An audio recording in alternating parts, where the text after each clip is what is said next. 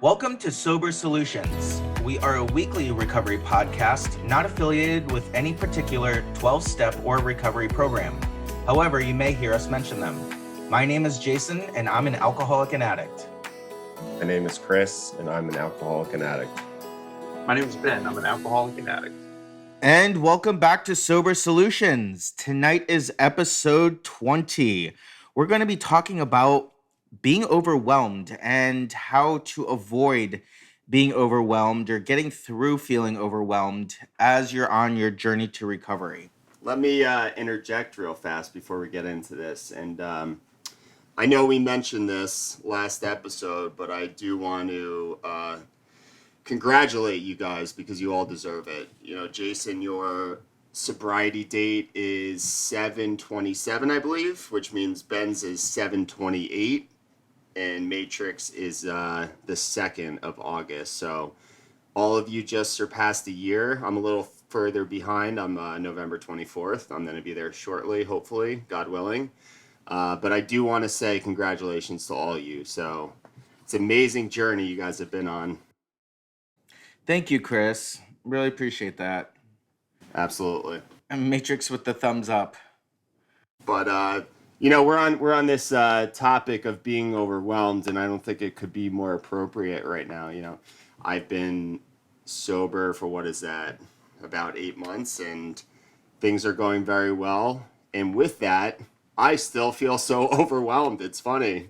You know, I got this job, feeling overwhelmed, home life, overwhelmed. And I guess I had this false perception that I'd get this time under my belt and everything would be sunshine and rainbows. And although things are great, I am definitely feeling overwhelmed right now.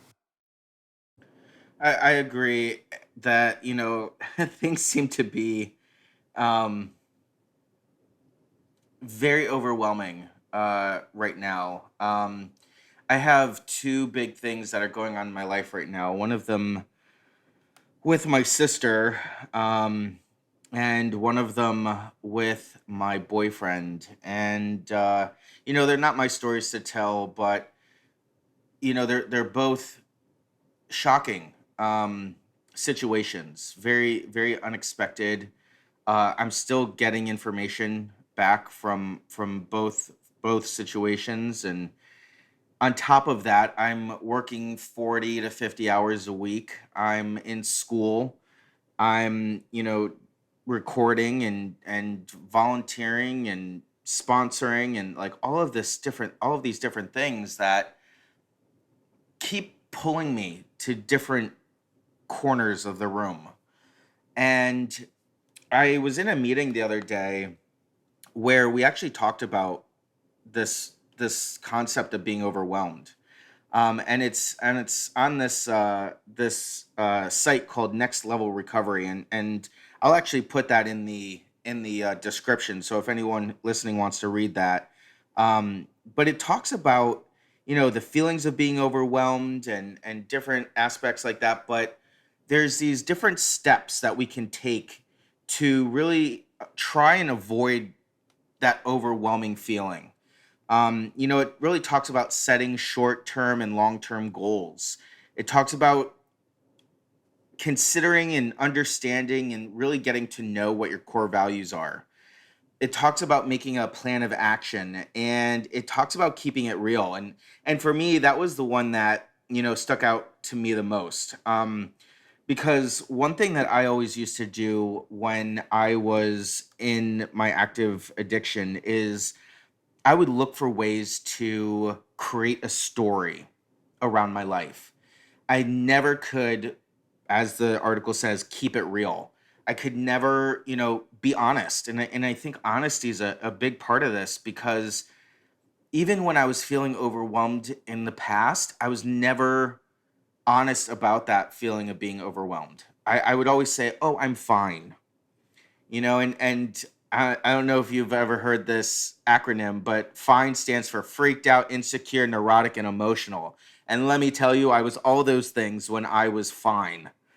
So, you know, now I have a really strong program, and, you know, I appreciate your kind words, Chris, because this last year has been really wonderful.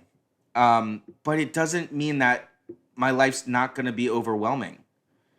It doesn't mean that I'm not going to have things that are going to show up in my life that really bring me to tears. I was in the meeting yesterday or the day before in tears sharing because I was feeling so overwhelmed. And it's because of the people in these rooms that I go to in my program that got me through that. And I allow people to do that. And that's something that has really changed for me, as I allow people to help me now.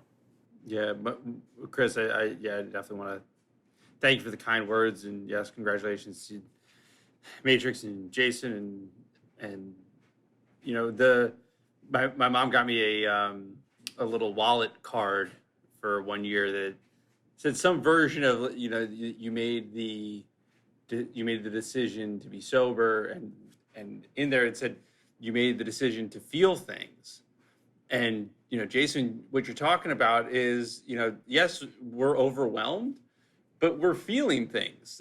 I mean, it doesn't really get a lot simpler than that. Like, we're just feeling everyday emotions. That's it. The big difference is that for so long, you know, in one form or another, we decided to not feel those things, and we would use a chemical substance to make us not feel those things. And in my personal experience, I spent from 26 to 36, numbing that, not learning, in like my formative adult years, as I was, I had already been married, but as my daughters were born, as I was going through, things, it like experiences that I should have been learning from, I simply wasn't. And now I look at it as that, what I'm hearing from you is that you're learning how to handle these emotions. And the thing that I want to make sure that we are always giving ourselves enough credit for is that for so long the only tool in our toolbox was using or picking up. And that is still a tool in the toolbox. It's not like we've taken it out of the tool bag. It's simply just, above, or it's below a bunch of other useful tools, that we now have. I love Ben. Your constant reference to the toolbox. I'm sure your favorite store is Home Depot, I was but there this morning at 7:30. yeah, I mean, Jason, when you sent out this topic, I was thinking about the things that I do to kind of mitigate feeling overwhelmed. If I were to pick three things I'm not good at, it's the to basically avoid feeling overwhelmed. And when I was thinking about this, one thing that I have a hard time doing is saying no. And I pile on too much stuff. And it could be, hey, my dad asking for this favor. On top, my aunt wants me to build this, and my wife wants me to be here. And I can't say my wife because that's my direct family. I have a responsibility for that. But all these outside things, I can't say no. And in turn, another thing I have a hard time doing is asking for help. So when I combine those two things, it can lead to feeling overwhelmed. And yeah, it's this, and Jason, you were talking about being real with yourself. I think part of being real with yourself is being self aware. And it's if you're self aware, it should be pretty easy to recognize that you're doing too much. And I think if I were to talk about the three things, like I said, being self aware is probably the thing I need to focus on as well, because I'll get in this state. Last week, I literally went to my wife. I was like, I can't do this right now. I need to go to bed. I haven't slept I've slept 3 hours for the past 5 nights. I keep doing this, that, and the other. And she just said, okay, go to bed. And, it was the first time I asked for help, and I was like almost shaking. I was like, I can, scared to ask for help. And she's just like, okay, yeah, go to bed. It's as simple as that, but that me asking for help resulted in the next day waking up clear headed, having a fresh new start, and I felt great. So, I really do appreciate what you were saying about being self-aware, being real with yourself. Yeah, that's a great point. That self-awareness piece is big. It's crucial, I think. Um, you kind of alluded to this, and maybe I just didn't hear it, but what are some of the things that you do if you are feeling overwhelmed? What can you do in the moment? And Ben, same question goes to you, but what do you do in the moment that helps you get through those feelings of being overwhelmed? Uh, let's see. I think it's situational, but let's take home life, for example. I think that what I try to do is communicate and come up with a plan. If I feel overwhelmed, chances are it's a result of having too much on my plate. So, one thing my wife and I have been doing is making a plan, writing it out, having a very regimented schedule and who's doing what. And that's really helped as far as the home life. We know where we have to be, we know what we have to do. So, I think that is, as far as my home life, that helps in that regard. As far as in that second, if you're feeling overwhelmed, we have this code word sometimes where if we are doing too much or in an argument or whatever, we just say banana. And that's a cue that one of us just needs 20 minutes to self soothe. So we will walk away, you know, one of us will grab one kid, the other will grab the other kid, and we'll lay down. We'll either read a book, and then we'll come back in 20 minutes and talk about it. But that's kind of the biggest thing that we do at home. Yeah. The I love that, you know, it's just interesting listening to you talk because your wife is not in recovery. I'm in a relationship where my girlfriend is in recovery, and so we're still working on those. It's not just one person dealing with their emotions; it's two people. I'm not saying that your wife's not dealing with her emotions, but that emotional instability that we have as addicts is now multiplied. So it's taken probably a little longer than I would have liked, or what I don't want to say like, but what I guess my expectation was. But like they say, expectations are resentments waiting to happen. So yeah, we've had to come up with a similar kind of system almost of like, listen, if things are getting emotional, if one of us begins to react emotionally, it's time to just step away. Like, just I'm going downstairs for 10 minutes. And sometimes it's just that simple where just letting that emotion pass, that yes, the problem's still there, but now we've got just getting rid of that emotion is so key because it just adds and it's almost like just fuel on a fire where one person's emotional and now they're responding emotionally and now the next response is emotional and if it's just the two of us, there's nobody here to stop us and say, okay, wait a second, you just got to back away and give yourself some room to breathe. But the planning is such a key part for me now. Like to stop myself from getting overwhelmed, it's planning, and it's actually, Jason, I use one of the phrases that I learned from you in rehab when I was going through stuff with my ex-wife. She was then my wife, and it was disastrous, and I thought it was the end of the world. And you were just like, is anybody, like, nobody's dead, nobody's done something that can't be fixed, and nothing that's going to cost like $1 million. And so that's kind of like the three things that I like, just very basic questions that I just kind of not even ask, but just like, okay, no one's dead, it's not going to cost $1 million to fix, it's nothing that can't be fixed. So like it's really just one, realizing that unless it hits $100 million, I apologize, it's but the just kind of prefacing everything with that and then kind of walking myself back, that enables me to make a plan. And then the plan can kind of be what can be handled right now, what is next on deck to be handled, what is way down the line to be handled, and just kind of, you know, appropriately just dealing with those things as they come is just it's been, that's made a huge difference in my personal life. And it's actually only something that I've started doing recently because I've kind of been required to in my professional life. So it's been interesting to watch them coincide. That's wonderful. One thing that I was thinking about, action that I take that I've been okay at. I haven't been exceptional at doing this. But the meeting that I was just mentioning, where I did break down and I did start crying in because I was feeling overwhelmed, was a meditation meeting. And after about 30 minutes of sharing, we did a 15-minute meditation.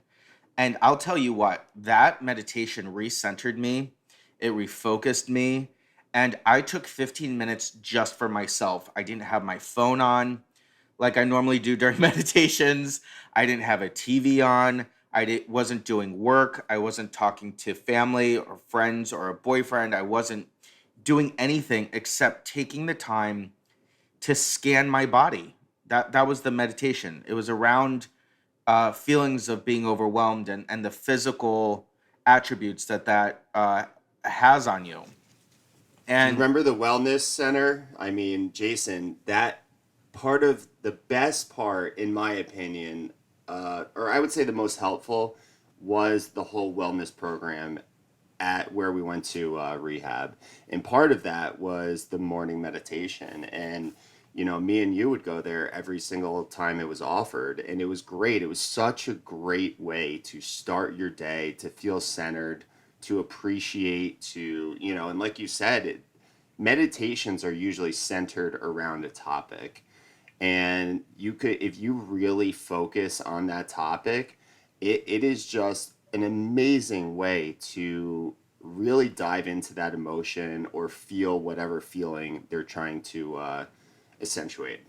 Yeah, I didn't go to any of those morning meditations, which looking back on, I kind of look at rehab like I look at high school. Like if I only knew then what I knew now, like this is gonna sound terrible. I would love to go back to rehab now, but right, no, I don't Please, want to yeah, actually. let's not say that. Right. But I would, the experience of it. Take out the you know, the particulars. You know, I definitely did not get as much out of it as it offered. But then again, I wasn't in the right place at the time to really, you know, I was literally, I was taking what I needed, and I didn't need the morning meditation at that point. You got what you could get Right, at what I the could, state right, you were at. Yeah. right, what I could get out of it. But Jason, talking about that meditation, you know, that is one of the things that my girlfriend and I will do, and it's just so nice to put the phone down, put everything down, like put the dog in the other room, because like every little sound just, you know, can influence that moment. And when you're able to just, like you said, scan yourself and really listen to the message. I mean, I had one a couple weeks ago where like I was just in, like I've like just passed out halfway through because I was in like such a trance. Like it just, like letting into, like just literally letting your, and like I woke up and like it wasn't like I was like groggy or like was napping. It was just my body shutting down for a few minutes. And I love all the different, it's like Baskin Robbins, if those still exist. There's, you know, a flavor for everybody, but there's one that I really use a lot. It's this, the idea that your breath carries the message or the intention, and you can set your intention at any point in the day for anything you want. So if it's, and I don't know if I've said this here, but if it's, you know, for the next however long we're recording, my intention is going to be right here at this screen, focusing on this conversation, not anything else going on around me. If my intention is my calendar for the day and this meeting and this meeting and this meeting, then I can make it for the entire day. But then if I get overwhelmed after the first meeting, I can then adjust it and take a minute or two to myself, and my intention will be that, okay, now my intention is just to get lunch. And I think just kind of having a way to do that, having like, I guess instinctually I always knew it was possible, but to actually have a method and a plan to execute that, it's just a different, it's another tool in the tool bag. Yeah, I mean, I guess to add on to the whole mindfulness theme, and a lot of this is, yeah, I would say centered around mindfulness. Just like out, the programs we work, it's centered around one day at a time, right? So I think a big part of it is focusing on the here and now. Part of being overwhelmed, anxious, it's really when you start worrying about the future or worrying about the past. If you're focusing on what's right in front of you here now today, this minute, it's usually for me, you don't become overwhelmed because you're just focusing on what's going on right now. And Ben, you said it before, like the world's not falling apart. You have food in your belly. You're things are okay. um, other things that you could do, taking deep breaths, you know, uh, big deep breaths definitely calm you down. But I think that the whole idea of focusing on one day at a time, 1 hour at a time, that's not just for recovery. That helps with life too, and kind of getting through those tough days.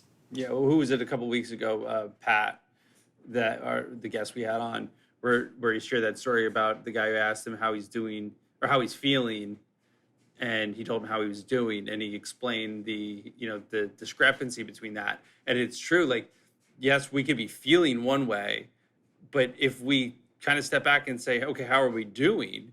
That is a way to refocus, the message for me at least, the like, okay, how am I feeling? I may be feeling this way, but I'm doing very well in all of these other areas, and it just helps, kind of keep it all in perspective. Yeah, in the grand scheme of life, you're doing great. What a great guest. I'm just thinking about that. He was so inspiring. He was great.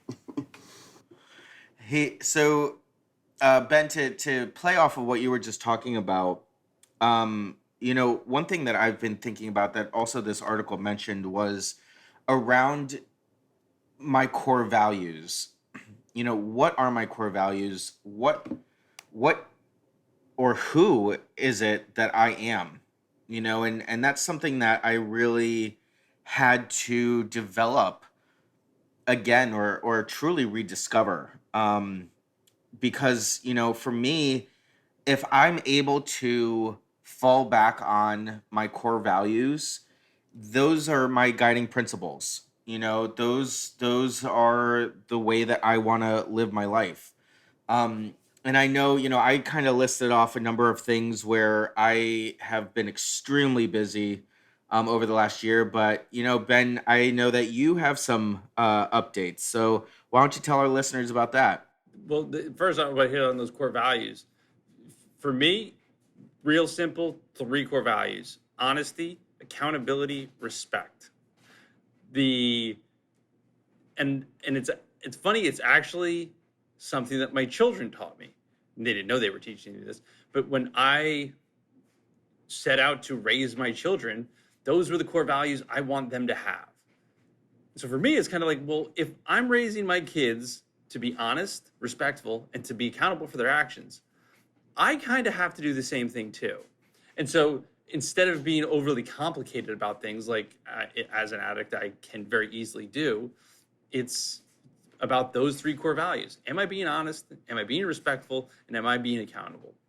So yeah, those core values are, been a cornerstone of my recovery. Even if I didn't know it until like 2 weeks ago, I think that speaks to the power of recovery. But it is, no, it really is. And yeah, no, I had been going through some stuff at work, and I had an interview at another place, and the next day I had a meeting with our new uh, civilian director, and made some good impressions, and went from possibly just looking for a different role to being his right hand man.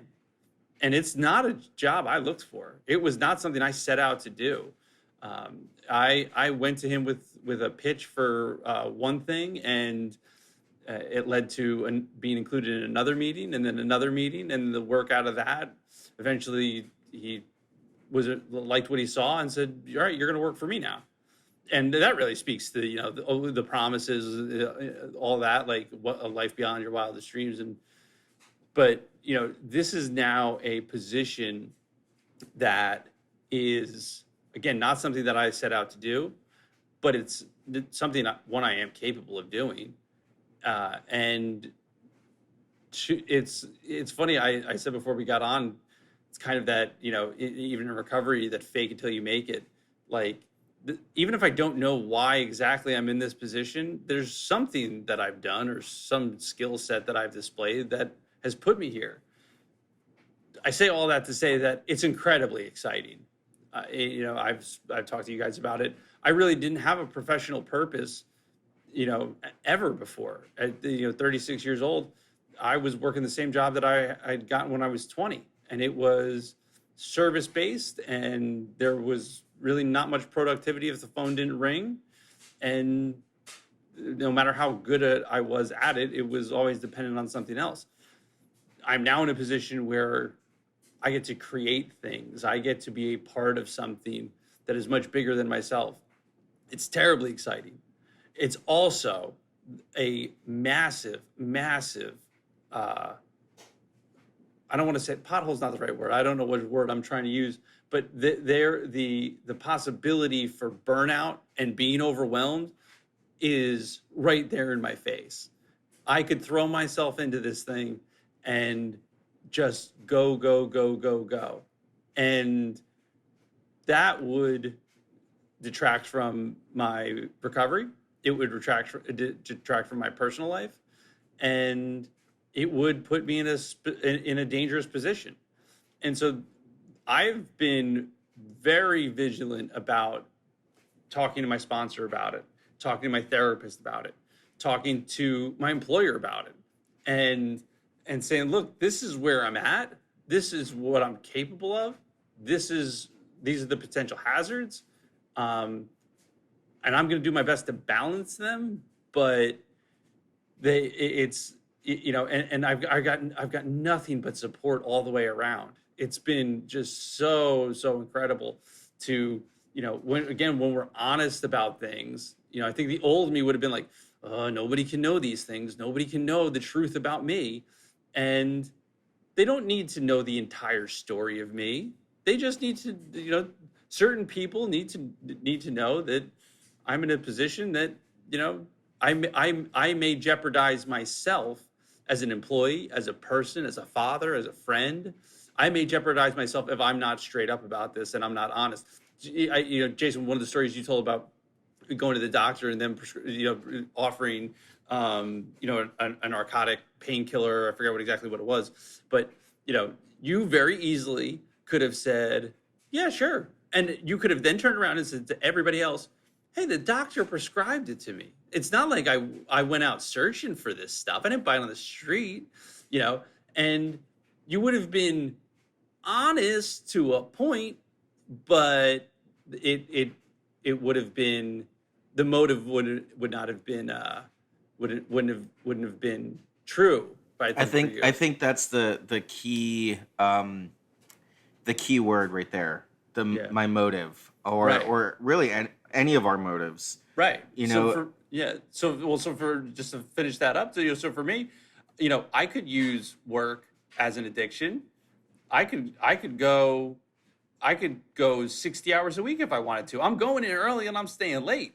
But I don't want to burn out at it. I don't want to let it consume my life to the point where I'm disregarding my meetings or disregarding the podcast or not meeting with my sponsor. It's one of those things that, I've in my work calendar, I've put my weekly meeting with my sponsor in there. I've put next week I'm speaking at my home group. I'm gonna run a little late to work. Like, these are all things that are part of the balance. I'm hitting now I'm doing my morning meeting in the car on the way there. It's different than what I was doing before, but it's still what I feel like I need at this moment for my recovery. So just, I think, honestly, just being honest. Well, you're deserving. I mean, and you deserve it. We're all proud of you, but you talked about the promises of recovery and AA. They say, what is it? Freedom, happiness, and life without regret, or something like that. But you said you were saying things like "fake it till you make it," and I think that's a crock of it. I know you were joking, but you were put in this position for a reason, and you're clear, level-headed, driven, and they see that. And, your employee's lucky to have you, especially the fact that you were honest. Like, talk about integrity. I mean, you literally were honest about the point you are in your recovery. That's so awesome. I actually have a story about, so we have this steel vendor, and, everyone knows that lumber and steel, or I guess everyone probably doesn't know, but lumber and steel is at an all-time high price. Like, it is hard to get lumber, it's hard to get steel, and if you do, you're paying some massive premium. So the bridge that we're replacing, we're having just these extremely contentious meetings, and they don't have to be. I mean, you can give bad news without making it contentious, right? Without making it an argument. And it was just a screaming match the other day between our company and their company. I won't name the companies, but at the end of the meeting, I get a call from the president of our company, and he's like, I honestly, because I'm the project manager of this job, I thought, I did not manage that conversation well. And he called me about an hour later, and he goes, and he's not one to compliment. He goes, I am very proud of the way you handled that. You were the only level-headed person in that conversation. You brought it back to as best you can. And another thing I noticed is in the middle of the meeting, you said, this is not my strong suit, and you asked for help. And he's like, those are two qualities that I'm really looking for in our next they basically bring it up, but he basically told me that in a year I'm going to be getting a promotion because of those two things. So, it brought me back to, we're in these positions, we're able to do these things now that we're not using. I was back in the day, I would have been screaming right with them, and I would have thought, oh, I got one in on them, when in reality, I would just be making the situation worse. You know. What what So I, what I find interesting is that you asked for help at work and you didn't seem to have any problem with it. But when you were talking to your wife and asking for help, you were talking about how nervous you were. And I think that really goes to show how different our professional and our personal lives can be. I was talking to someone else about this recently. How when I talk to people about healthcare, or now it's different, but when a year ago, when I'd be talking about healthcare to someone, I'd be on point. I'd be tactful, I'd be clear, I'd be concise, I'd be engaging. But you throw me in the middle of a party where I don't know many people, if anybody, I'm a mess. I'm shy, I'm introverted, I'm which is hard to believe, I know. But I just, I didn't know myself. And I didn't have an understanding of what those core values were and who I was as a human being and what value I brought to the situation Right. to be able to have that confidence. Yeah. Chris, it's just funny that you thinking of what you said that, but yeah. I mean, obviously, I was a little tongue in cheek about the fake it till you make it, but it is just, again, just hearing these stories from you, like, definitely, like, the humility that you've shown over the past couple of months has been the biggest difference that I've definitely noticed from you, and that really is, and like here we are, like like individuals that are achieving things that in August of last year we were not capable of. Like to your point, I would not for a second, if I was still drinking, give two shits about a new director or the direction of the department. I wouldn't have cared at all. That's it.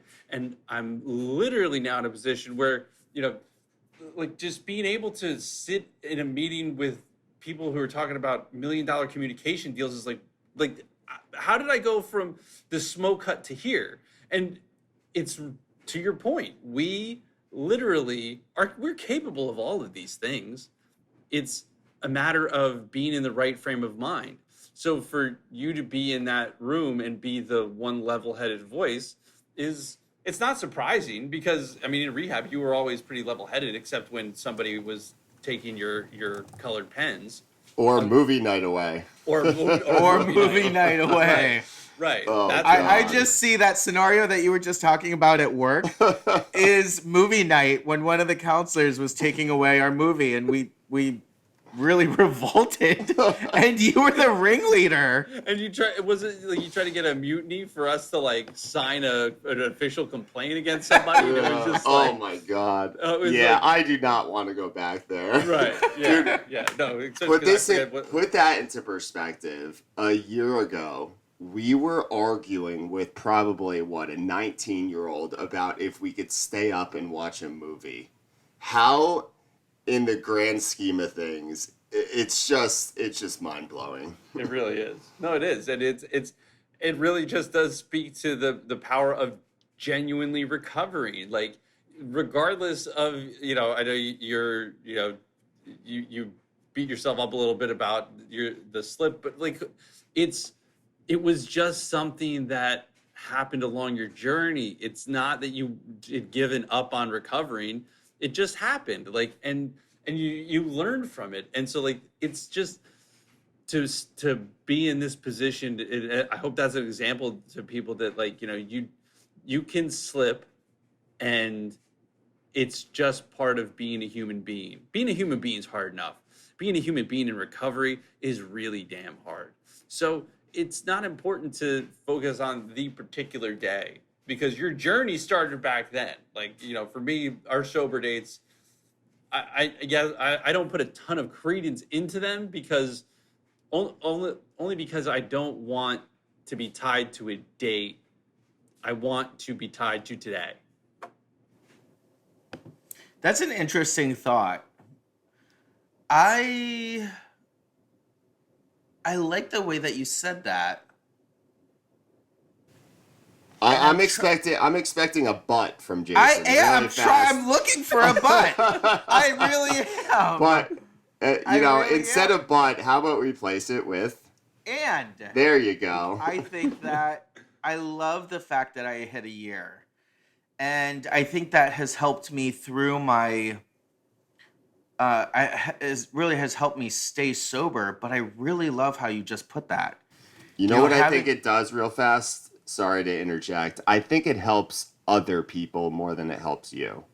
What do you mean by that? I think that me seeing someone with a year, 5 years, 10 years, it inspires me and shows me that they can do it, I can do it.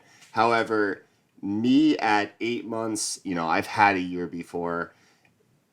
It feels the same for me, at 7 months, 6 months, a year personally. But I'll tell you what, you look at someone with 10 years, 20 years, that for me is very inspiring. So as a program as a whole, I think it really holds a lot of weight when we do share our time for other people. That's my personal opinion. Oh yeah, absolutely. But I think if you'd ask those people too, I don't know how much perspective, I think when you get to that amount of time, those are the guys that I hear say more than anybody, just for today, those are the guys that I hear that are just like, it's about today. And yeah, no, I think you're so right. Like I look at other people's time and go, damn, I want to get to that. I want to get to that. I want to get to that. And yeah, it's, don't get me wrong. I think Jason wants to jump in here so bad. Go ahead. Well, I agree. And I think that's what kept me going so hard, was that I was getting another day and another day and another day and another day. And when I hit that year, I remember waking up and being like, holy shit, I did it. So what now, though? So are you tied to now Well, 2 years, or is it depressing because now it's like, all right, well, I hit it, and now I don't have that goal? I think that's an excellent question. So, three things went into my head. One was I did it. Two was what's next? And for me, what's next was 18 months. Not 2 years, but 18 months. After that, I really wanted that fanfare. I wanted like this marching band to come into my room and start playing like Hail to the Chief or something. And then my next thought after that was, wait, tomorrow's just another day. Today's just another day. Because Ben, like you said, I'm living in the moment, in that present moment. And to bring this back to tonight's topic about being overwhelmed, if I do truly live in the present moment, I will not be overwhelmed. And the moment that I'm overwhelmed is a sign that I'm not living in the present moment. Well, boys, it was great to talk about this. I think it was very cathartic for me.